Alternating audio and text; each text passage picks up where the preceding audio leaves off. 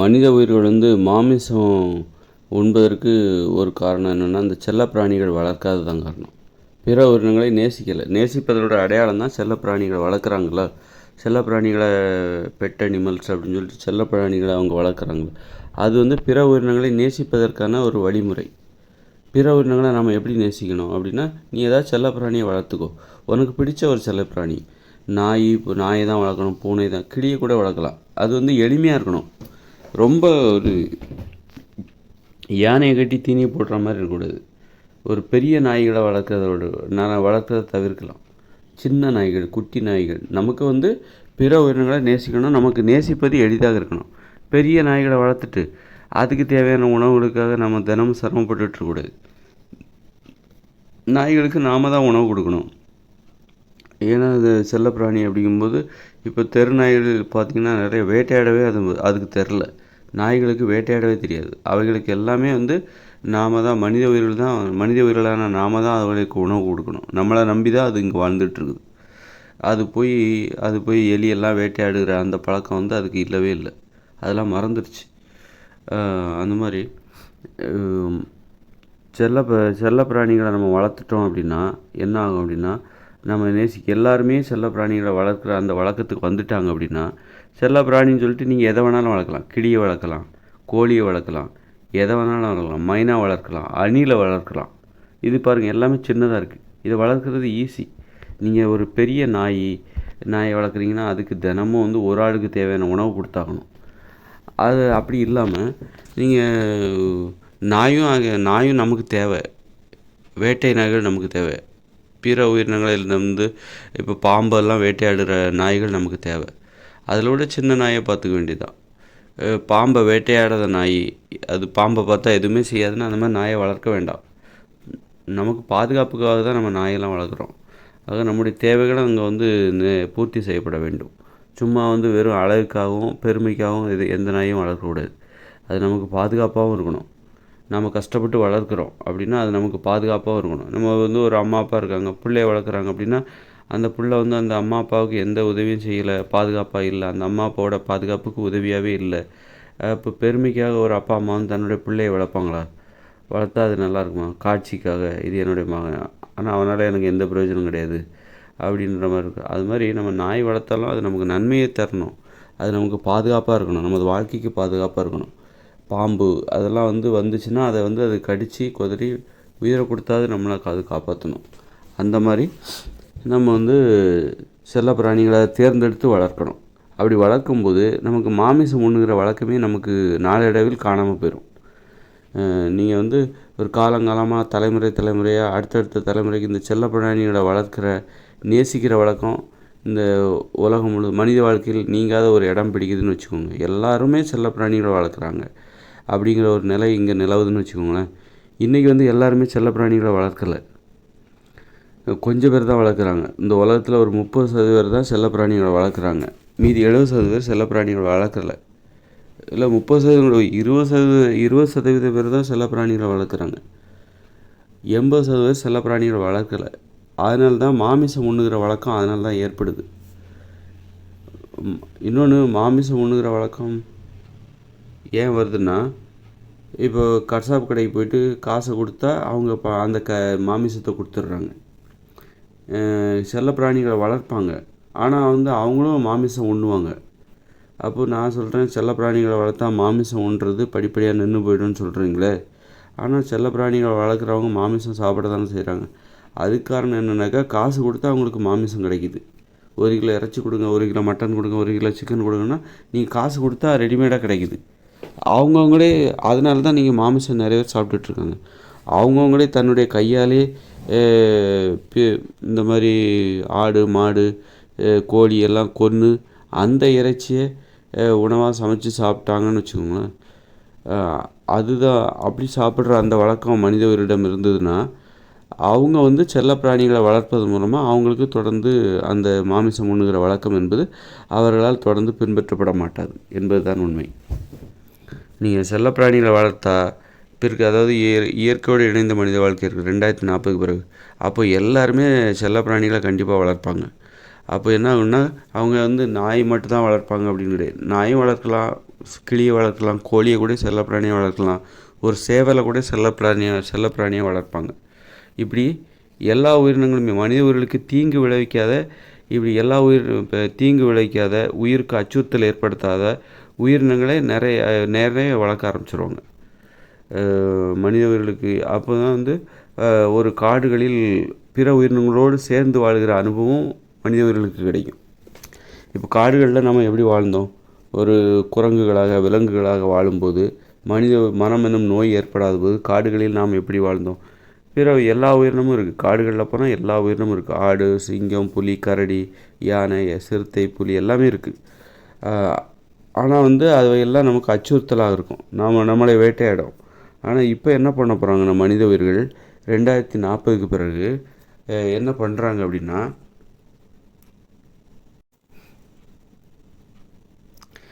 மனித உயிர்களுக்கு அச்சுறுத்தலாக இல்லாத உயிரினங்களை அவங்க வளர்க்குறாங்க. ஒவ்வொருத்தரும் விருப்பப்பட்டு 1-2 தான் வளர்க்க முடியும். ஒருத்தர் நிறையெல்லாம் வளர்க்க முடியாது. ஏதாவது 1-2, அதுக்குவே ஊர் கட்டுப்பாடு போட்டுருவாங்க. நீ ஒரு உயிரினத்தை தான் வளர்க்கணும். செல்லப்பிராணியாக ஒவ்வொருத்தரும் ஒரு உயிரினத்தை தேர்ந்தெடுத்து கொள்ளலாம். ஒரு கூட்டு குடும்பத்திற்கு ஒரு ஊரில் 300 கூட்டு குடும்பம் இருக்கும். அப்போது ஒவ்வொரு கூட்டு குடும்பத்தினரும் ஒரு நாயை தான் வளர்க்க முடியும். ஒரு கூட்டு குடும்பத்தில் 16 பேர் இருப்பாங்க. 16 பேரும் தனக்குன்னு ஒரு நாயை வளர்க்கக்கூடாது. அப்போ ஒரு கூட்டு குடும்பத்திலே 16 நாய் வந்துடும். அப்போது ஒரு ஊரில் 4800 நாய் இருக்கும். அதுக்கு யார் சாப்பாடு போடுவாங்க? அதுக்கு தேவையான உணவை எப்படி கொடுக்க முடியும்? அப்போது மனித உயிர்களுக்கு தேவையான உணவை வந்து நாய்கள் வந்து அதிகமாக சாப்பிட வேண்டிய நிலைமை வரும். இல்லை நாய்களுக்கு உணவு கொடுக்க முடியாமல் அது பட்டினியாக கிடக்க வேண்டிய நிலைமை வரும். அதனால் வந்து இயற்கையோடு இணைந்த மனித வாழ்க்கையில் வந்து அங்கே அரிசி கிடையாது, உப்பு கிடையாது. அப்போ வந்து அந்த நாய்களுக்கெல்லாம் என்ன சாப்பாடு போடுவீங்க? அது ஒரு கேள்வி இருக்குது. இன்றைக்கி நம்ம வீட்டில் சாப்பாடு இருக்குது, அரிசி இருக்குது, அதை வேக வச்சு சாப்பாடு போட்டுறோம். சாப்பாடு போட்டு குழம்பு ஊற்றி விரசி போட்டுடுறோம். அல்லது வந்து சிக்கன் வாங்கி போட்டுடுறாங்க. ஆனால் இயற்கையோடு இணைந்த மனித வாழ்க்கையில் உங்களுக்கு வந்து அரிசி கிடையாது, உப்பு கிடையாது. அப்போ நீங்கள் அதுக்கு நாய்களெல்லாம் எப்படி நீங்கள் அதுக்கு தேவையான உணவை எப்படி கொடுப்பீங்க? அப்படிங்கிற கேள்வியெல்லாம் இருக்குது. அப்போது நாய்களுக்கு வந்து பழங்கள், காய்கறிகள் சாப்பிட கற்றுக் கொடுக்கணும். வேறு வழியே இல்லை. ஏன்னா அதுக்கு தகுந்த மாதிரி நம்ம சிக்கன், கோழி இறைச்செல்லாம் போட்டுட்ருக்க முடியாது. தினம் அதுக்கு கோழியெல்லாம் கோழி இறைச்சி போட்டுட்ருக்க முடியாது. அதனால் வந்து இயற்கையோடு இணைந்த மனித வாழ்க்கையில் ஒவ்வொரு கூட்டு குடும்பத்தினரும் ஒரு நாய் வளர்த்துக்கலாம். ஒவ்வொருத்தரும் ஒரு நாய் வளர்க்க அனுமதி இல்லை. அதே நேரத்தில் ஒவ்வொருத்தரும் ஏதாவது ஒரு செல்லப்பிராணியை வளர்த்துக்கலாம். என்னதுன்னா அது சின்ன செல்லப்பிராணியாக இருக்கணும். அதுனா எப்படின்னா கிளி அல்லது மைனா அல்லது அணில் அல்லது புறா, இப்படி ஏதாவது ஒரு செல்லப்பிராணியை, சிறிய செல்லப்பிராணி. அதுக்கு வந்து ஊர் நிர்வாகத்திட்ட அனுமதி வாங்கணும். நான் வந்து அணிலை வளர்த்துக்கலான்னு முடிவு பண்ணியிருக்கேன். அப்படியா, பரவாயில்ல, வளர்த்துக்கோ, ரொம்ப நல்லது. ஏன்னா அதனால் உணவு பற்றாக்குறை எதுவும் வராது, அதை ஈஸியாக வளர்க்கலாம். இல்லை ஒருத்தர் சொல்லுவார், நான் ஒட்டகத்தை வளர்க்கலான்னு முடிவு பண்ணியிருக்கேன் அப்படின்னு சொன்னார்னா அதுக்கு அனுமதி கொடுக்க மாட்டாங்க. யார்? ஊர் நிர்வாகம். ஒட்டகத்தால் இடையூறு ஏற்படுமா என்னன்னு தெரியல, அதுக்கு சாப்பாடு போட்டு முடியாது. அது வந்து அதுக்கு ஒரு 2 பேரோட உணவு தினசரி தேவைப்படும். அந்த மாதிரி அது மாதிரி ஒருத்தர் செல்லப்பிராணியாக ஒரு உயிரை வளர்க்குறாரு அப்படின்னா அது வந்து சிறிய உயிரினமாக இருக்கணும். எல்லோரும் ஒரே மாதிரி தான் செல்லப்பிராணி வளர்க்கணுங்கிற. ஒருத்தர் பூனையை வளர்க்கலாம், ஒருத்தர் வந்து அணிலை வளர்க்கலாம், ஒருத்தர் மைனா வளர்க்கலாம், கிளியை வளர்க்கலாம். செல்லப்பிராணிக்கு அவங்க தான் உணவு கொடுத்தாகணும். உணவு கொடுக்குறது அவங்களுடைய வேலை தான். அதனால் அணிலை வளர்க்கலாம், குயிலை வளர்க்கலாம், காகத்தை வளர்க்கலாம், சேவலை வளர்க்கலாம், கோழியை வளர்க்கலாம். செல்லப்பிராணியாக வந்து அதனால் அவங்களுக்கு பிடிச்ச ஏதோ ஒன்று வளர்க்கலாம். சின்னதாக இருக்கணும். அதனால் வந்து உணவு பற்றாக்குறை ஏற்பட்டு விடக்கூடாது. சும்மா பெரிய ஒன்றா பார்த்து செல்லப்பிராணியை வளர்த்து அதை வளர்த்துட்டு அதுக்கு உணவு எல்லாத்தையும் கொடுத்து உணவு பற்றாக்குறை வந்துடும். ஏன்னா மிகப்பெரிய சவாலான ஒரு விஷயம் என்னென்னா, இயற்கையோடு இணைந்த மனித வாழ்க்கையில் உணவு பற்றாக்குறை என்பது மிகப்பெரிய சவால். உணவு தேவையை பூர்த்தி செய்வது என்பது மிகப்பெரிய சவாலான விஷயம். ஆக அந்த சூழ்நிலையில் வந்து இன்றைக்கி வந்து நம்மக்கிட்ட வந்து உணவு வந்து அபரிமிதமாக உற்பத்தி செஞ்சு வச்சுருக்கோம். அதனால் செல்லப்பிராணிகளுக்கு நம்மக்கிட்ட கொடுக்குறதுக்கு உணவு பற்றாக்குறை எதுவும் ஏற்படாது. ஆனால் இயற்கையோடு இணைந்த மனித வாழ்க்கையில் அங்கே வந்து உணவு பற்றாக்குறை, உணவு தேவையை எப்படி பூர்த்தி செய்வது மிகப்பெரிய சவாலான ஒரு வாழ்க்கை முறை கொண்டது. அப்படிப்பட்ட வாழ்க்கை முறை உள்ள இடத்துல போயிட்டு நீங்கள் மிகப்பெரிய செல்லப்பிராணிகளை வளர்த்து அதுக்கு தினம் தினம் நிறைய உணவுகளை கொடுத்தீங்கன்னா அதை அதனால் உணவு தட்டுப்பாடு ஏற்படும். அதனால் ஊர் நிர்வாகம் அதற்கு ஒத்துக்காது. அதனால் இப்படிப்பட்ட சூழ்நிலை இயற்கையோடு இணைந்த மனித வாழ்க்கையில் ஏற்படுகிறது. அப்புறம் என்னென்னாக்கா செல்ல பிராணிகளை நம்ம எல்லாருமே அவங்க வளர்ப்பாங்க. யார்? இயற்கையோடு இணைந்த மனித வாழ்க்கையில் கிளியை வளர்ப்பாங்க, குயிலை வளர்ப்பாங்க, காகத்தை வளர்ப்பாங்க, சேவலை வளர்ப்பாங்க. அதனால கூண்டில் போட்டு வளர்க்க மாட்டாங்க. அது பாட்டுக்கு அது விருப்பப்பட்டு நம்மக்கிட்ட வரணும், நம்மளை தேடி வரணும். அப்படி தான் அவங்க வளர்ப்பாங்க. ஒரு நம்பிக்கை அடிப்படையாக கொண்டு நம்மளை பார்த்துட்டு போகும். நம்மக்கிட்டே இருக்குன்னு சொல்ல முடியாது. நம்மளை பார்த்துட்டு திரும்பவும் அதோட இடத்துக்கு போயிட்டு வரும். போயிட்டு திரும்பவும் தினமும் நம்மளை சந்திக்க வரும். அந்த மாதிரி கூட இருக்கும். அப்படி வளர்க்கும்போது என்ன ஆகுன்னா, நம்ம பிற உயிர்களை நேசிக்க பழகிறோம். அப்போ நம்ம மாமிசம் சாப்பிட மாட்டோம். மாமிசம் சாப்பிட்றதுக்கு இன்றைக்கி வெறி பிடிச்சி சாப்பிட்றாங்களே, அது காரணமே என்னென்னா, பிற உயிரினங்களை பார்க்கும்போது அதை பிடிச்சி சாப்பிட்ணுங்கிற மாதிரியே பார்க்குறாங்க. பிற உயிரினங்களை எப்படி பார்க்கணுன்னே தெரில. பிற உயிரினங்களை பார்க்கும்போது அதுவும் நம்மளை மாதிரி தான் அப்படின்ட்டு பார்க்கணும். அதுவும் நம்மை போன்று தான். நமக்கு எப்படி ஒரு வாழ்க்கை இருக்கிறதோ அது போன்று தான் அதற்கு ஒரு வாழ்க்கை இருக்கிறது. அது சிங்கத்தை பார்த்துட்டு அப்படின்னு நினைக்கக்கூடாது. சிங்கத்தை பார்த்து அதுவும் நம்மளை மாதிரி தான், நமக்கு எப்படி ஒரு வாழ்க்கை இருக்கோ அது மாதிரி சிங்கத்துக்கும் ஒரு வாழ்க்கை இருக்குது அப்படின்னு நினைக்கக்கூடாது. ஏன்னா சிங்கம் நம்மளே வேட்டையாடி விடும். அதனால் சிங்கத்தின் மீது நம்ம அந்த மாதிரி ஒரு பரிதாப உணர்ச்சியோ பச்சாதாபமோ காட்டக்கூடாது. சிங்கம், புலி, கரடி மீது நமக்கு எந்த விதத்திலும் அச்சுறுத்தாத உயிரினங்கள், அந்த உயிரினங்கள் மீது தான் அதுவும் நம்மளை மாதிரி தான், அதே தான் நம்ம நேசிக்கணும். அப்படி நேசிக்கிற ஒரு வாழ்க்கை முறை அதுதான் இயற்கையோடு இணைந்த மனித வாழ்க்கை முறை. இயற்கையோடு இணைந்த மனித வாழ்க்கை முறை வெறும் மனித உயிர்கள் மட்டும் வாழ மாட்டாங்க. வீட்டுக்கு ஒரு நாய் இருக்கும், அப்படி கிடையாது. அங்கே எல்லாருமே என்ன பண்ணுவாங்க, எல்லா மக்களுமே என்ன பண்ணுவாங்க, ஆளுக்கு ஒரு செல்லப்பிராணி வளர்த்துப்பாங்க. என்னென்னா ஒரு கிளி, குயில் அல்லது புறா அல்லது சேவல், அணில், முயல், இப்படி ஏதாவது ஒரு செல்லப்பிராணி. ஆக ஒரு ஊரில் 4800 பேர் இருப்பாங்க. அப்படின்னா 4800 செல்லப்பிராணி இருக்கும். வீட்டுக்கு ஒரு கூட்டு குடும்பத்துக்கு ஒரு நாய் இருக்கும். 300 நாய் இருக்கும். ஒரு கூட்டு குடும்பத்திற்கு ஒரு நாய், அதுதான் அனுமதி, அவ்வளோதான். 300 நாய் இருக்கும். அப்புறம் ஒவ்வொருத்தரும் ஒவ்வொரு செல்லப்பிராணியை வளர்ப்பாங்க. அது முயலாக இருக்கலாம், அணிலாக இருக்கலாம், புறாவாக இருக்கலாம், கிளியாக இருக்கலாம், குயிலாக இருக்கலாம், காக்காவாக இருக்கலாம். சின்ன சின்ன உயிரினங்களை தான் வளர்ப்பதற்கு அனுமதி. ஆக இப்படி ஒரு பிற உயிரினங்களோடு கலந்து காடுகளில் வாழப்போகிறார்கள். மனித உயிர்கள் தங்களது பாதுகாப்பான வாழ்க்கைக்காக தாங்களே உருவாக்கிய காடுகளில் தங்களது பாதுகாப்பிற்கு எந்தவித அச்சுறுத்தலும் ஏற்படாத பிற உயிரினங்களை வளர்த்து கொண்டு வாழப்போகிறார்கள். அப்போது காடுகளில் வாழ்கிற அனுபவம் நமக்கு தேவை. நம்மலாம் காடுகளில் தான் வாழ்ந்தோம். நம்மலாம் காட்டுவாசி தான். நம்ம குரங்குகளாக, விலங்குகளாக வாழ்ந்து கொண்டிருந்தோம். அப்படின்னா நமக்கு காடுகளில் தான் நாம் வாழணும். நமக்கு அப்போ தான் மனசு திருப்தி அடையும். நம்ம இன்றைக்கி காங்கிரீட் கட்டிடத்தில் வாழ்ந்துகிட்ருக்கோம், நகரங்களில் வாழ்ந்து கொண்டிருக்கோம். இது நமக்கு மன அழுத்தத்தை தான் ஏற்படுத்தும். இது நமக்கு தலைவலியை தான் ஏற்படுத்தும். இது நமக்கு திருப்தியை தராது. நீங்கள் எவ்வளோ தான் சொகுசாக ஏசியில் இருந்தாலும் இது நமக்கு திருப்தியை தராது. நமக்கு எது திருப்தி தரும்னா, குடிசையில் வாழ்ந்தாலும் அது காடுகளில் வாழ வேண்டும். அதுதான் நமது மூளையில் பதிவு செய்யப்பட்டிருக்கு. நமது வாழிடம் காடு தான். காடுகளில் தான் நாம் ரொம்ப வருஷ காலமாக, பல ஆயிரக்கணக்கான வருடங்களாக காடுகளில் தான் வாழ்ந்தோம். இன்னும் எப்போ உலோகங்கள் கண்டுபிடித்தார்களோ சமீப காலமாகத்தான் இது காடுகளில் வாழாமல் நாம் இப்போது நகரங்களிலும் சிறுநகரங்களிலும் பெருநகரங்களிலும் வாழ்ந்து கொண்டிருக்கிறோம். காடுகள் அல்லாத கிராமங்களில் வாழ்ந்து கொண்டிருக்கிறோம். ஆக நம்ம காடுகளில் வாழ வேண்டும். அதே நேரத்தில் அந்த காடுகளில் நமது உயிருக்கு அச்சுறுத்தல் ஏற்படாத உயிரினங்களோடு நாம் வாழ வேண்டும். நாம் வாழப்போகிற காடுகளை உருவாக்க வேண்டும். அந்த காடுகளில் நமக்கு உணவுகளை தருகிற, மருந்துகளை தருகிற, மருத்துவத்தன்மை கொண்ட உணவுகளை தருகின்ற மரங்களை மட்டும்தான் வளர்க்கணும். அப்புறம் ஏதாவது வீட்டு உபயோகத்திற்காக வீடு கட்ட உதவுகிற மூங்கில் காடுகள், அந்த மாதிரி மரங்களை வளர்க்கலாம். மற்றபடி நமக்கு பயன் தராத மரங்கள் எதுவுமே வளர்க்கக்கூடாது.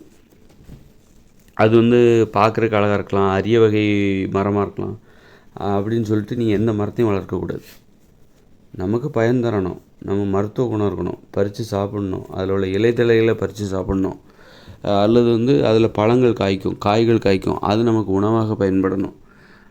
அப்புறம் அது மருத்துவத்தன்மை கொண்ட பழங்களையோ மூலிகைகளையோ அது தரணும். அப்போ தான் அதை நமது மனித உயிர்கள் வாழ்வதற்காக மனித உயிர்களே உருவாக்கக்கூடிய அந்த காடுகளில் வளர்வதற்கு அந்த மரங்கள் மட்டும்தான் அனுமதிக்கப்படும். அந்த செடிகள் மருத்துவத்தன்மை இருக்கணும், உணவுகளாக இருக்கணும், அல்லது வீட்டு உபயோகப் பொருட்கள், வாழ்வதற்கு தேவையான ஏதாவது மூங்கில் மாதிரி குடிசைகள் கட்ட உதவுது, அந்த மாதிரி எதனா இருக்கணும். அது இல்லாமல் எந்தவித பயனும் இல்லாமல் அது பார்க்கறதுக்கு அழகாக இருக்குது, பெருசாக இருக்குது அப்படிங்கிறதுக்காக எந்த மரத்தையும் வளர்க்கக்கூடாது. அது மாதிரி பிற உயிரினங்கள்னால் இந்த செல்ல பிராணிகளாக வளர்க்கக்கூடிய உயிரினங்கள், அதுவும் இடையூறு தரக்கூடாது. நமது வாழ்க்கைக்கு பாதுகாப்பாக இருக்கணும், நமக்கு நம்பிக்கையை ஏற்படுத்தணும். அந்த மாதிரி உயிரினங்கள் தான் அங்கு வளர்க்கப்படும். அப்போ அந்த உயிரினங்களும் பிற உயிரினங்களால் வேட்டையாடப்பட்டு விடக்கூடாது. நாம் வளர்க்கிற செல்லப்பிராணிகளாக வளர்க்கப்படுகிற அணில், கோழி அல்லது மைனா, கிளி, புறா, இதுவும் பிற உயிரினங்களால் வேட்டையாடப்பட்டு விடக்கூடாது. அதான் செல்லப்பிராணிங்கிறது. நம்மளை மாதிரி தான் அதையும் பார்த்துப்போம். அப்போ நமக்கு மட்டும் பாதுகாப்பு கிடையாது, அதுக்கும் பாதுகாப்பு. மனித உயிரோடு வாழும்போது அதுக்கும் ஒரு வாழ்க்கையில் ஒரு பாதுகாப்பு கிடைக்குது. அப்போ இப்படிப்பட்ட ஒரு வாழ்க்கை முறையில் அங்கு வாழ்கிற மக்கள் மாமிசத்தை எப்படி சாப்பிடுவாங்க?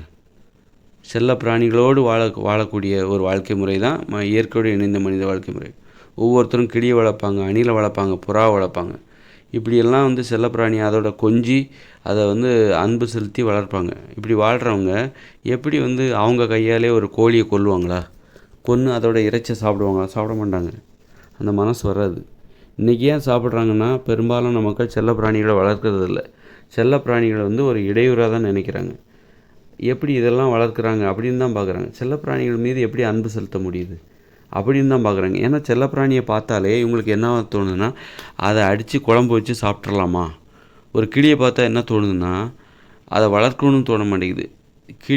கிளியை கொன்று அதோட இறைச்சி வச்சு குழம்பு வச்சு சாப்பிட முடியுமா? பொரித்து சாப்பிடலாமா? மசாலா தடவை பொரித்து சாப்பிட்டா எப்படி இருக்கும்? கிளியோட இறைச்சி எப்படி இருக்கும்? முயலை பார்த்தா என்ன தோணுதுன்னா, முயல் இறைச்சி எப்படி இருக்கும் அப்படி தோணுது.